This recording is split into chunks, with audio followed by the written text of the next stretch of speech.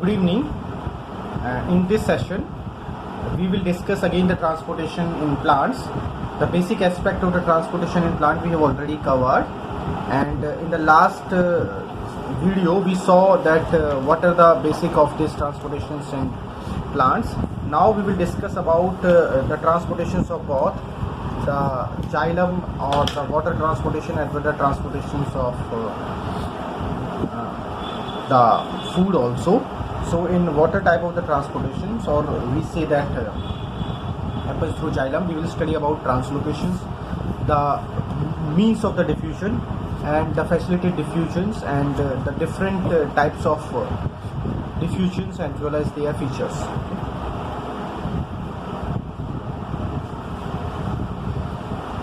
So let's start. If we see, when we talk about the movement of the substance, we need first to define what kind of movement that is we are talking about, and from which aspects we are looking at the substances. In flowering substance, if we talk about the transportations of water, transportations of minerals, nutrients, organic nutrients, and the plant and the growth regulators, right? So we talk about these all things. And over small distance the substances can be moved by the diffusion. Diffusion is actually the process by which the substance move from their higher concentration to lower concentration. That we call diffusion. Diffusion मतलब अपने high concentration low concentration में कोई भी substance जो move करता है उसको हम diffusion बोलते हैं, right? By cytoplasmic streaming supplement by the active transport. तो cytoplasmic streaming मतलब cytoplasm के अंदर जो streamline चलती रहती है substances का, एंड इसके साथ साथ में एक्टिव जो ट्रांसपोर्ट है. तो डिफ्यूजन होता है, फिर साइटोप्लाज्मिक स्ट्रीमिंग होती है, दैट अगेन एक्टिव ट्रांसपोर्ट होता है. ठीक है, these things are there. Then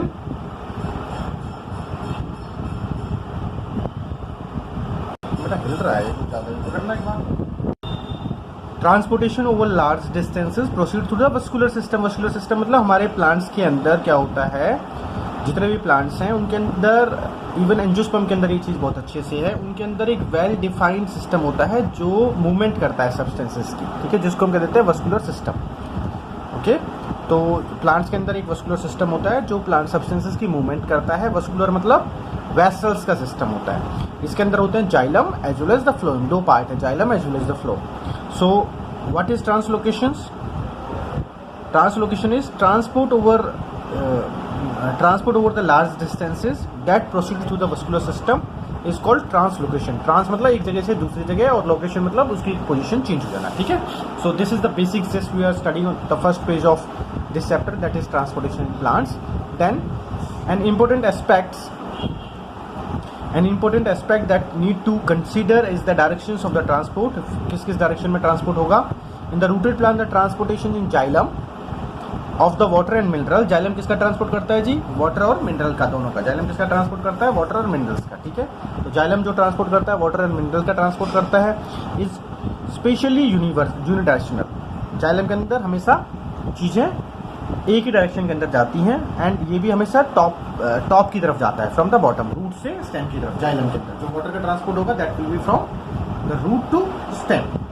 ठीक है, कोई भी पूछे वाटर का ट्रांसपोर्ट कहाँ होता है, एक यूनिडायरेक्शनल होता है, सिर्फ एक ही डायरेक्शन के अंदर होता है, root to stem. Right, now we see the next. Organic substances and mineral nutrients. Organic substance हो गया, या फिर ऑर्गेनिक सब्सटेंस मतलब मेनली न्यूट्रिएंट्स के बारे में बात करें तो organic and mineral nutrients however undergo multi directional transport. अब हमें रूट को भी ऑर्गेनिक एंड मिनरल न्यूट्रिएंट्स चाहिए, लीफ को भी चाहिए, स्टेम को भी चाहिए, तो वो मल्टी डायरेक्शनल होता है, उनका ट्रांसपोर्ट मल्टी डायरेक्शनल होता है. ठीक है, then organic compound synthesize in the photosynthesis. Organic compounds means mainly food. Plant का फूड, हमारा फूड कहाँ से सब बनता है? फोटोसिंथेसिस से. जो organic compound that they synthesize in the photosynthesis, and photosynthesis कहाँ होती है? लीव्स के अंदर. ये सबको पता है फोटोसिंथेसिस कहाँ होती है? लीव्स के अंदर होती है. Okay, so we just saw where the photosynthesis take place. Photosynthesis take place in the leaves. So where the food will synthesize? Food will synthesize in the leaves only. ठीक है, जहाँ photosynthesis हो रही है वहाँ food बनेगा. तो food will synthesize in the leaves only, and then from the leaves the food will transport or exported to all the organs of the plant. Right? Food कहाँ जाएगा? सारे organs में जाएगा प्लांट के अंदर, जो उसके स्टोरेज ऑर्गन के अंदर भी जाएगा. Storage organ, from the storage organ they are later re exported. ये री एक्सपोर्ट मतलब जहाँ से भी इसको ज़रूरत होगी वहाँ, मतलब स्टोरेज ऑर्गन में थोड़े टाइम के लिए फूड स्टोर होता है। अगर प्लांट को फूड की ज़रूरत है तो वहाँ से वो दूसरी जगह पे चला जाएगा। फॉर एग्जांपल हो सकता है कि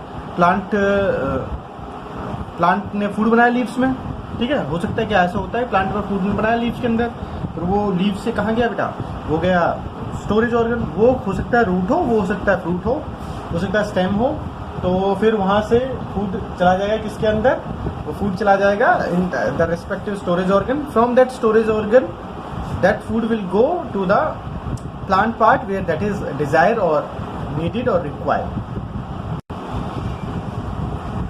The mineral nutrition are then taken up by the roots and are transported upwards into the stem leaves and the growing region, ठीक है। तो फिर न्यूट्रिशंस, जो मिनरल न्यूट्रिशन है वो पहले, अब ये फूड के बारे में इतना ही था। अब मिनरल न्यूट्रिशन फिर कहाँ जाएगा, रूट्स पे जाएगा, रूट से अपवर्ड जाएगा किसमें, लीव्स तक भी जा सकता है, स्टेम तक भी जाएगा, ग्रोइंग रीजन तक भी जाएगा। न्यूट्रिशन सबको चाहिए, मिनरल सबको चाहिए, वाटर सबको चाहिए, सब जगह जाएगा ये। When any plant undergoes senescence, मतलब जब प्लांट ड्राई होने लगता है और जब पतझड़ वाली चीज़ें आती हैं, न्यूट्रिशन में be withdrawn from such regions and move to the growing part. Definitely उसका जो स्टोरेज ऑर्गन है, जो उसने जहाँ खाना स्टोर किया है, वहाँ से क्या होगा बेटा, वहाँ से न्यूट्रिशन निकलेगा। अब वो किस में जाएगा, जो भी ग्रोइंग पार्ट है, होता है ना, पतझड़ आती है ना, 2-3 महीने तक कोई पत्ते नहीं लगते प्लांट पे, पत्ते नहीं लगेंगे तो क्या होगा, वहाँ अब फोटोसिंथेसिस तो हो नहीं रही है क्योंकि सारे ग्रीन पार्ट तो जड़ गया है, मेनली लीव्स ही होती हैं। अब वो जो फूड स्टोर हुआ था that again goes to the growing organ और the growing part, right. Then hormone or other plant growth regulators and other chemical signals are also transported, like hormones and various chemical signals are transported in our body. Similarly, plant growth regulators, plant hormones like oxygen, gibberellin, abscisic acid, they are also transported. So along with the hormones and the plant growth regulators, various chemical signal also transported in the plants, like मैंने कुछ नाम लिए hormones के, abscisic acid, gibberellin, ठीक है, then oxygen, right. अब ये plant के अंदर ट्रांसपोर्ट तो होते हैं बट वो बहुत स्मॉल कॉन्सेंट्रेशन होते हैं। इवन हमारे अंदर अगर आप देखोगे थायरोक्सिन वगैरह हार्मोन बहुत कम कॉन्सेंट्रेशन के अंदर होते हैं, और कभी कभी sometime in strictly polarize and unidirectional manner from where they are synthesized to the another part. तो जैसे हमारे बॉडी के अंदर हार्मोन्स बनते हैं, और जो हार्मोन्स बनते हैं वो क्या होते हैं, एक पर्टिकुलर डायरेक्शन में जाते हैं, एक पर्टिकुलर ऑर्गन तक जाते हैं। In the same case also plants के अंदर भी जो हार्मोन बन रहे हैं वो एक स्पेशल डायरेक्शन के अंदर, स्पेशल पार्ट्स के अंदर, स्पेशल ऑर्गन तक जाएंगे, राइट। उसी तरीके से इसमें भी होगा। And then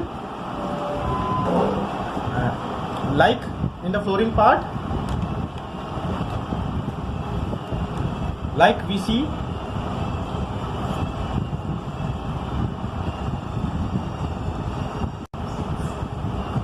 in flowering parts there is a complex traffic of the compounds but probably very less orderly and moving in the different directions and ये जो सारे केमिकल जा रहे हैं वो भी एक पर्टिकुलर डायरेक्शन के अंदर, पर्टिकुलर ऑर्गन तक, पर्टिकुलर जगह तक केमिकल जाएंगे, ठीक है। इसलिए कॉम्प्लेक्स एक ट्रैफिक सिस्टम रहता है प्लांट्स के अंदर भी सारे कंपाउंड्स का। Then in various directions food कहाँ जा रहा है, यूजुअली फूड लीफ से रूट के अंदर आता है, और मिनरल्स एंड वाटर कहाँ जाते हैं, रूट से, यूजुअली रूट से टॉप तक जाते हैं, ठीक है। और जाइलम हमेशा वाटर को अपवर्ड डायरेक्शन में भेजता है। हाँ, मिनरल्स बाई डायरेक्शनल हो सकते हैं, फूड बाई डायरेक्शनल और मल्टी डायरेक्शनल भी हो सकता है। उसी तरह हार्मोन्स का इन्होंने बताया, ठीक है। ईच ऑर्गन रिसीविंग सब substances and giving out other substances. Different traffic चलते हैं प्लांट के अंदर, कुछ ऑर्गन कुछ लेता भी है, कभी पानी लेता है तो कुछ फूड सेंड करता है, कुछ हार्मोन उसमें आता है, कहीं हार्मोन उसमें बन रहा है दूसरी जगह जाता है। तो इस तरह से प्लांट के अंदर भी डिफरेंट ट्रैफिक सिस्टम्स होते हैं, ठीक है। Now we understand what are the different mechanism by which these are transported in the plants. So first mechanism is by diffusion. कैसे डिफ्यूजन क्या होता है, usually high concentration, low concentration. अब हम देखते हैं क्या होता है डिफ्यूजन, कैसे कैसे डिफ्यूजन के अंदर ट्रांसपोर्टेशन होती है। Movement by the diffusion is passive. Passive means usually do not require energy. Passive क्यों कह रहे हैं, हमेशा जब भी कहीं पे एनर्जी नहीं लगती है, ठीक है, हम बाहर से ही टिपिकली एनर्जी नहीं लगाते हैं, प्लांट अपनी एनर्जी नहीं लगाता, तो उसको हम पैसिव डिफ्यूजन बोलते हैं, जिसके अंदर एक विद द फ्लो चीज़ें होती रहती है, जैसे हाई कॉन्सेंट्रेशन से low concentration, and may be from one part of the cell to the another organ. ये सेल के एक पार्ट से दूसरे पार्ट के अंदर होते हैं, और फ्रॉम सेल, एक सेल से दूसरी सेल के अंदर होती है, और शॉर्ट डिस्टेंसेस पे, शॉर्ट डिस्टेंसेस वगैरह पे है तो पैसिव डिफ्यूजन है, ये एनर्जी लगाने की जरूरत नहीं है। से from intercellular space of the leaves to the outer side, leaves के अंदर ही सेल से बिल्कुल लीव्स के बाहर कोई चीज आ गई, जैसे क्या होता है वो वाटर लीव्स के अंदर से लीव के सरफेस पे आ गई है, ठीक है, जैसे वाटर के इवोपरेशन के टाइम होता है, या हम कहते हैं ट्रांसपिरेशन के टाइम होता है। No energy expenditure take place, कोई एनर्जी नहीं लगती है यहाँ। In diffusion the molecules moves in random fashion, random fashion, why we are saying random fashion, हमें नहीं पता किधर की तरफ जाएगा, जहाँ उनको हाई कॉन्सेंट्रेशन लगती है उधर से वो लो कॉन्सेंट्रेशन की तरफ भागते हैं। अब हाई कॉन्सेंट्रेशन एक बिटवीन सेंटर पे भी हो सकती है, और लो कॉन्सेंट्रेशन उसके सराउंडिंग हो सकती है, तो सब जगह फिर डिफ्यूजन होगा। ये नहीं कि हम उसको गाइड करेंगे इसी डायरेक्शन के अंदर डिफ्यूजन होगा, ठीक है, ये डिपेंड करती है कॉन्सेंट्रेशन पे। ये आगे लाइन लिख रही है, net result being the substances move from the region of high concentration to the region of lower concentration, substance high concentration से लोअर कॉन्सेंट्रेशन की तरफ जाते हैं। इस दुनिया के अंदर सारी चीज़ें हाई कॉन्सेंट्रेशन लो कॉन्सेंट्रेशन जा रही हैं, चाहे वो हवा है, चाहे वो पानी है, या वो नॉलेज है, ठीक है, या वो क्या है, या वो आप कहें कि अभी से वाटर मूवमेंट्स या ठंडक, टेम्परेचर, सब जहाँ हाई रहेगा टेम्परेचर की कॉन्सेंट्रेशन, वहाँ से कम टेम्परेचर कॉन्सेंट्रेशन की तरफ जाएगी। टेम्परेचर मतलब मैं जहाँ ज़्यादा ठंडक रहेगी वहाँ से कम ठंडक की तरफ हो जाएगा, ठीक है। एक चीज़ को छोड़ के, पैसे को छोड़ के, पैसा हमेशा लो कॉन्सेंट्रेशन से हाई कॉन्सेंट्रेशन जाता है, ठीक है। तो सारी की सारी चीज़ें दुनिया में हम कह सकते हैं हाई कॉन्सेंट्रेशन से लो कॉन्सेंट्रेशन में मूव करती हैं। आपने ये पढ़ा भी है, हाई प्रेशर से लो प्रेशर पे चीज़ें जाती हैं, ठीक है, हाई प्रेशर से low pressure, then high energy to low energy, then clouds किधर की तरफ मूव करते हैं ये भी तुम्हें पता है, ठीक है। तो ऐसे ही अगर मैं रूम स्प्रे यहाँ करूँ और सारे उसके रूम में उसकी स्मेल आ जाएगी, अगले रूम तक उसकी स्मेल आ जाएगी, that's because of diffusion. Kitchen में कुछ बन रहा है, हमें अगले रूम तक स्मेल आ जाएगी, that's because of diffusion. Kitchen में स्मेल ज़्यादा है और बाहर बहुत, घर के बाहर बहुत हल्की सी स्मेल रहेगी, ठीक है। तो डिफ्यूजन दैट्स वाई ये स्लो प्रोसेस है, पैसिव एनर्जी है, मतलब एनर्जी नहीं लग रही है, पैसिव प्रोसेस है और एक स्लो प्रोसेस है। It do not depend on the living system. क्या लिविंग सिस्टम पे डिपेंड कर रहा है डिफ्यूजन? अभी हमने कुछ एग्जांपल दिए डिफ्यूजन के, किचन के अंदर रूम फ्रेशनर, तो लिविंग नहीं है वो चीज़ें, तो डिफ्यूजन होता ही है अपने आप, मतलब लिविंग नॉन लिविंग दोनों में होता है। Diffusion is obvious in the gases and the liquid, ठीक है, लिक्विड भी डिफ्यूज करते हैं, गैस भी डिफ्यूज करती हैं। सॉलिड के अंदर डिफ्यूजन हो सकता है, but diffusion in solid is more likely rather than the solids. Solid के अंदर बहुत, मतलब ना के बराबर ही डिफ्यूजन होता है। अगर मैं बहुत सारे चीनी यहाँ रख दूँ और इधर 2 दाने सिर्फ चीनी के रखूँ, इधर बहुत सारी चीनी है, तो चीनी अपने आप नहीं आएगी, ठीक है, क्योंकि वो सॉलिड है। तो डिफ्यूजन लिक्विड और गैसेस के अंदर बहुत अच्छे से होता है, और एक स्लो प्रोसेस है और एक पैसिव प्रोसेस है, और एनर्जी नहीं लगती है, और एक रैंडम प्रोसेस है, रैंडम फैशन के अंदर डिफ्यूजन होता है। Next, diffusion is very important to the plant since this is only means by which the gases movement within the plant body take place. सारे के सारे गैसेस जो movement है, जैसे प्लांट ऑक्सीजन छोड़ते हैं, प्लांट CO2 लेते हैं, this is because of this process diffusion, ठीक है। Diffusion rates are affected by the gradient of the concentrations and probably and permeability of the membrane separating them. Diffusion कौन कौन सा affect कर रहा है? एक तो कितना ज़्यादा कॉन्सेंट्रेशन ग्रेडियंट है, ठीक है, कितनी ज़्यादा कॉन्सेंट्रेशन ग्रेडियंट है। इधर अगर ज़्यादा कॉन्सेंट्रेशन है, इधर कम कॉन्सेंट्रेशन है, तो थोड़ा तेज़ी से डिफ्यूजन होगा, उसकी रेट थोड़ी इंक्रीज हो जाएगी, right. Next, permeability of the membrane. मान लो कोई बीच में मेम्ब्रेन लगा देते हैं तो डिफ्यूजन होगा, बट उसकी रेट डिपेंड करती है मेम्ब्रेन कितना परमिएबल है, कौन कौन चीज़ें मेम्ब्रेन अलाउ कर रही है, कौन कौन चीज़ें मेम्ब्रेन अलाउ नहीं कर रही है। Then temperature and pressure. Definitely मैं प्रेशर लगाऊंगा तो डिफ्यूजन की रेट बढ़ेगी, ठीक है, प्रेशर जितना तेजी में प्रेशर लगाऊंगा तो उतना तेज डिफ्यूजन होगा। टेम्परेचर में तेजी से इंक्रीज करूंगा तो इनकी जो मूवमेंट है लिक्विड की, गैस की, और वो और तेजी से हो जाएगी, तो डिफ्यूजन की rate with increase in temperature diffusion बढ़ेगा घटेगा? बढ़ेगा, ठीक है। So this is the first process diffusion. If they ask you to write down the various properties of diffusion, I hope you can, ठीक है। Next, what is facilitated diffusion, and this is the today's last topic, facilitated diffusion. अब facilitated diffusion क्या है हम समझते हैं। इससे क्या कह रहे हैं? at the earlier point we understood, at earlier point we saw a gradient must already be present for the diffusion to occur. एक gradient होना चाहिए, मतलब हाई कॉन्सेंट्रेशन से लो कॉन्सेंट्रेशन एक gradient होना चाहिए. The diffusion rate depends on the size of the substance. Yes, ज़्यादा मोटा साइज का सब्सटेंस रहेगा वो डिफ्यूज नहीं होकर देगा. कोई गैस है उसका साइज और छोटा है तो बल्कि नहीं है तो और इजीली डिफ्यूज हो जाएगा. Obviously smaller will be the substance, the diffusion rate will be faster. ठीक है, उतना तेजी डिफ्यूज होगा. The diffusion of the substance across the membrane also depends on the solubility in the lipid. अब मैंने membrane लगा दी, जैसे आपने पढ़ा है किशमिश हम भिगोते हैं तो हम सुबह देखते हैं किशमिश स्वेल अप हो जाती है, और आपने बेसिक क्लासेस में पढ़ा है कि that's because of the movement of the water. तो उसकी किशमिश की रेजिन्स की जो स्किन है उसको हम कह देते हैं मेम्ब्रेन है, एक सेमी परमेबल मेम्ब्रेन है. ठीक है, वो वाटर को अलाउ कर रही है इधर से उधर जाने में. तो जो भी सब्सटेंस डिफ्यूज हो रहा है वो लिपिड में सॉल्युबल है, जैसे ऑयल, पेट्रोल, ये सब लिपिड में सॉल्युबल है, फैट सॉल्युबल है. ठीक है, तो वहाँ पे डिफ्यूजन डिपेंड करता है, उसकी रेट, इसकी सॉल्युबिलिटी पे डिफ्यूजन डिपेंड करता है. The major consistent of the membrane, क्या कंसिस्टेंट है मेम्ब्रेन, किसकी बनी हुई है, उसके अंदर क्या चीज़ है. ठीक है, the substance soluble in the lipid diffuse through the membrane faster. जो लिपिड में जो सॉल्युबल है वो बहुत आराम से डिफ्यूज हो जाता है मेम्ब्रेन के थ्रू. मेम्ब्रेन किसकी बनी होती है, अगर लिपिड की मेम्ब्रेन, सेल मेम्ब्रेन कैसी बनी होती है, फॉस्फोलिपिड्स की. जो भी फॉस्फोलिपिड की सेल मेम्ब्रेन बनी है तो जो लिपिड में सॉल्युबल है वो आराम से सेल मेम्ब्रेन को क्रॉस कर जाएगा, उसके लिए दिक्कत नहीं होगी फिर, क्योंकि like dissolve like. Substance that has a hydrophilic moiety, hydrophilic में philic means loving, hydro means water, water loving moiety है. Find it difficult to pass through the membrane. Membrane कौन सी, सेल मेम्ब्रेन है. सेल मेम्ब्रेन की बात कर रही है, प्लांट के अंदर भी सेल मेम्ब्रेन होती है सेल वॉल के साथ साथ. तो जो भी सब्सटेंस हाइड्रोफिलिक है वो उसको बहुत दिक्कत होगी सेल मेम्ब्रेन से पास करने में, क्योंकि वो लिपिड की बनी हुई है मेम्ब्रेन. ठीक है, तो इसलिए जो सब्सटेंस लिपिड सॉल्युबल है they easily pass through the membrane, and the substances which are hydrophilic they passes with a difficulty, right? And this has to be facilitated. अगर हमें फिर भी उनको लेके जाना है, क्योंकि आप देखते हो ना पानी सेल मेम्ब्रेन के थ्रू पास होना चाहिए, क्योंकि पानी तो एक वाटर तो एक बेसिक नेसेसिटी है लाइफ की, चाहे वो प्लांट्स में चाहे एनिमल में, हमारे अंदर भी यही दिक्कत रहती है. तो क्या होता है, सेल्स के अंदर एक फैसिलिटेड डिफ्यूजन होता है. Facilitated means if somebody helps to diffuse, if something is present which is responsible for the diffusion और which helps to diffuse, उसको हम कहते हैं फैसिलिटेटेड है. ठीक है, सॉरी फैसिलिटेटेड है. ठीक है, then membrane proteins provide sites at which the such molecule can cross. तो अब कौन फैसिलिटेट करता है, मेम्ब्रेन की प्रोटीन.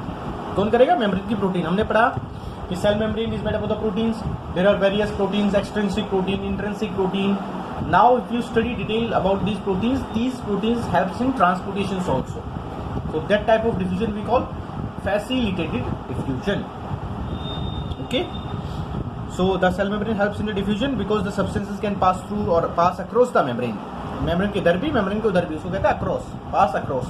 ठीक है, कोई अंदर भी जा सकता है, कोई बाहर भी आ सकता है, and proteins will help that, protein will help in that. They do not set up a concentration gradient, and a concentration gradient must already be present for the molecule to diffuse, even if the facilitated by the proteins. This process is known as facilitated diffusion. So what is facilitated diffusion? Facilitated diffusion is a process in which the substance diffuse across the concentration gradient with the help of or by facilitating the proteins or with the help of proteins which are present in the membrane, cell membrane. Membrane के अंदर जो present होती है उसकी help से जो भी diffusion हो रहा है that we call facilitated diffusion. अब इस देखते हैं कैसे. In facilitated diffusion, special proteins helps the movement of the substance across the membrane without expenditure of energy. So this is a important point. Does facilitated diffusion require energy? No. Facilitated diffusion is again passive. ठीक है, without expenditure of energy. Facilitated diffusion भी passive है, बेशक protein लग रही है but यहाँ energy नहीं लग रही है. ठीक है, प्रोटीन क्या करेगी, एक गेट प्रोवाइड कर देगी उसको पार होने के लिए, और वो कौन पार करेगा, वो हाइड्रोफिलिक सब्सटेंस पार करेगा. जो लिपिड में सॉल्युबल है वो तो आराम से, उसके लिए ज़्यादा जरूरत नहीं है फैसिलिटेटेड सब्सटेंस की. जो हाइड्रोफिलिक है उसके लिए एक प्रोटीन की जरूरत पड़ती है. The facilitated diffusion can not cause the net transport of the molecules from low concentration to higher concentration. अगर आप फैसिलिटेड डिफ्यूजन देखोगे तो एक्चुअली जो नेट ट्रांसपोर्ट है, फाइनल जो ट्रांसपोर्ट है, लो कॉन्सेंट्रेशन से हायर कॉन्सेंट्रेशन में नहीं होगा। इसके लिए भी कॉन्सेंट्रेशन ग्रेडियंट होना चाहिए, इसके लिए भी हाई कॉन्सेंट्रेशन से लो कॉन्सेंट्रेशन में जाएगा, जो ऊपर से नीचे ही जाएगा, ठीक है, हाई से लो में जाएगा, right. And if facilitated diffusion can not cause, because क्यों नहीं कर सकता ऐसा, क्योंकि इसके लिए तो हमें एनर्जी देनी पड़ जाएगी, ठीक है। अगर हमें किसी चीज को लो कॉन्सेंट्रेशन से हाई कॉन्सेंट्रेशन में लेके जाना है तो हमें उसके लिए फिर एनर्जी लगानी पड़ती है। कैसे? हमें अपनी नॉलेज बढ़ानी है, ठीक है। अभी हमारी कॉन्सेंट्रेशन कम है, फिर हम अपने टीचर से सीखते हैं, फिर हम उस चीज़ को अपने अंदर याद रखते हैं, अपने ब्रेन में याद रखते हैं, तो हम अपने ब्रेन की कॉन्सेंट्रेशन उस नॉलेज के रिस्पेक्ट में ब्रेन के नॉलेज की कॉन्सेंट्रेशन हम इंक्रीज कर रहे हैं। That's why we have to apply energy. अगर हमें पैसे कमाने पड़ते हैं, ठीक है, पैसे हमें कौन देता है? हमारा एम्प्लॉयर, जिसके पास बहुत सारे पैसे हैं, जिसकी वो ऑर्गेनाइजेशन है, और हम वहाँ जॉब कर रहे हैं, ठीक है, या कहीं बिजनेस पे हम काम कर रहे हैं, तो हमें पैसे कमाने के लिए एक्टिव प्रोसेस करना पड़ता है, एनर्जी लगानी पड़ती है, मेहनत करनी पड़ती है। इसी तरह से आपको कोई चीज़ लो कॉन्सेंट्रेशन से अप करनी है, हाई करनी है, तो दैट रिक्वायर एनर्जी, उसके लिए आपको एनर्जी देनी पड़ेगी। इसलिए कभी भी फैसिलिटेड डिफ्यूजन नेट ट्रांसपोर्ट करेगा हमेशा हाई से लो की तरफ, ठीक है, ये है, क्योंकि ये तो बिना एनर्जी का प्रोसेस है। Transport rate reaches a maximum when all the protein transport are being used. अगर आप सारे प्रोटीन ट्रांसपोर्ट यूज कर लोगे तो एक ऐसी स्टेज आएगी कि वो बिल्कुल सैचुरेट हो गया, उसके ज़्यादा वो एक भी मॉलिक्यूल के इधर से उधर नहीं जाएगा। वो कहेगा मैं पहले ही बहुत काम कर रहा हूँ, ठीक है, मैं ऑलरेडी सैचुरेटेड हूँ, मेरे सारी जगह फिल है, मैं और नहीं ट्रांसपोर्ट करूँगा। अच्छा, आपकी कंसंट्रेशन कितनी भी है, right.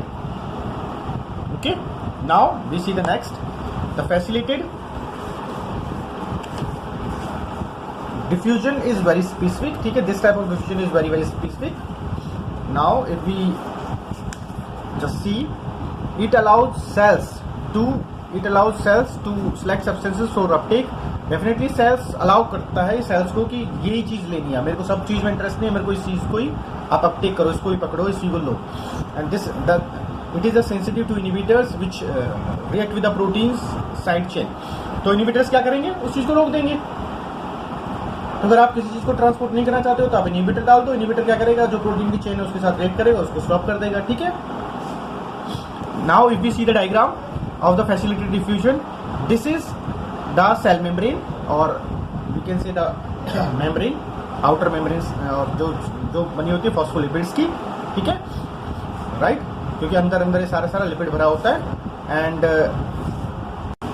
so these are the substances which are present outside the cell. They will try to enter inside the cell, and if they are hydrophilic, definitely they can come up to the membrane, but they cannot pass across the membrane. और ये membrane से दूर नहीं जा सकते हैं। तो क्या करते हैं हम? प्रोटीन्स को यूज करते हैं। प्रोटीन्स और transported proteins are used, and what these transport protein will do? These transport protein actually transfer and pick the substances at the site, at the receptor site, and they release inside the cells, ठीक है। and this is called as facilitated diffusion. This is a passive process, and this is definitely have a limit. That's why we call they can also get saturated.